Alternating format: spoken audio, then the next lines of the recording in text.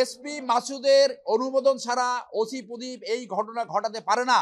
আপনারা জানেন মেজর সিনহা খালি হাতে গাড়ি থেকে নেমে বলছে হোল্ড অন, তাকে খুন করে তার গলা সেই আমেরিকান ঘটনার মতো আমেরিকায় পাড়া দিয়ে পানি পর্যন্ত খেতে দেয়। এইরকম নিঃসঙ্গ হত্যাকাণ্ড এসপি মাসুদ কোনোভাবে এই দায়িত্ব অ্যাভয়েড করতে পারে না। আপনারা জানেন আমি লিগ্যাল প্রফেশনে আসার আগে 21 বছর বাংলাদেশ সেনাবাহিনীতে চাকরি করেছি।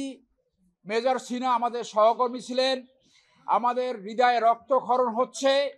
আজকে রায় আপনারা শুনেছেন, ট্রায়াল কোর্টের রায় সম্পূর্ণভাবে বহাল রাখা হয়েছে, কিন্তু রায়ের একটু খুঁত থেকে গেল।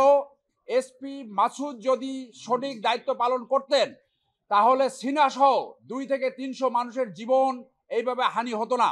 আমরা মনে করি বিচারের এই ক্ষতটি অ্যাপিলেট ডিভিশন টেক কেয়ার করবেন এবং অ্যাপিলেট ডিভিশনে এসপি মাসুদের বিরুদ্ধে যথাযথ প্রসিডিংস জড়ো করে শাস্তির সম্মুখীন করা হবে।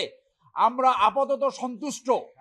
আমরা রায় আপনারা শুনেছেন, ট্রায়াল কোর্টের বিচারিক আদালতের যে রায় ছিল 2 জনের ফাঁসি, লিয়াকাত এবং প্রদীপ এবং বাকি যে 6 জনের যাবজ্জীবন সেইটা বহাল রেখেছে।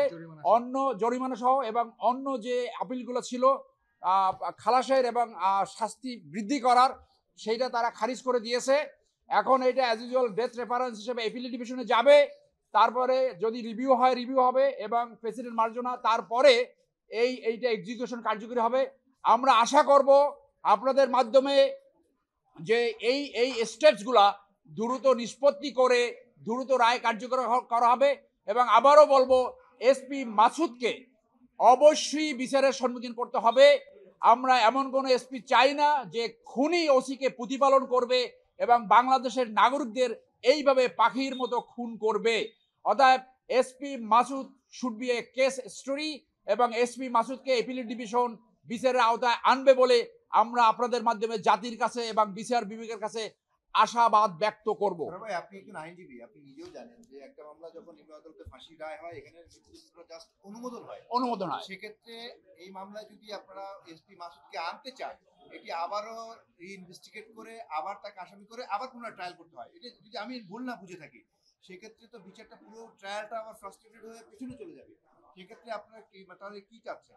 না, এসপি মাসুদের তারা এইটা আলাদাভাবে প্রসিডিং শুরু করতে পারে অথবা এই রায়ের ভিতরেও ইনক্লুড করতে পারে।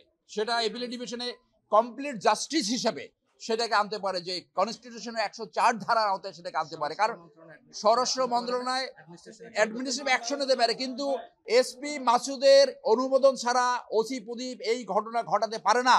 আপনারা জানেন মেজর সিনহা খালি হাতে গাড়ি থেকে নেমে বলছে হোল্ড অন, তাকে খুন করে তার গলা সেই আমেরিকান ঘটনার মতো আমেরিকায় পাড়া দিয়ে পানি পর্যন্ত খেতে দেয়। এইরকম নিঃসঙ্গ হত্যাকাণ্ড এসপি মাসুদ কোনোভাবে এই দায়িত্ব অ্যাভয়েড করতে পারে না।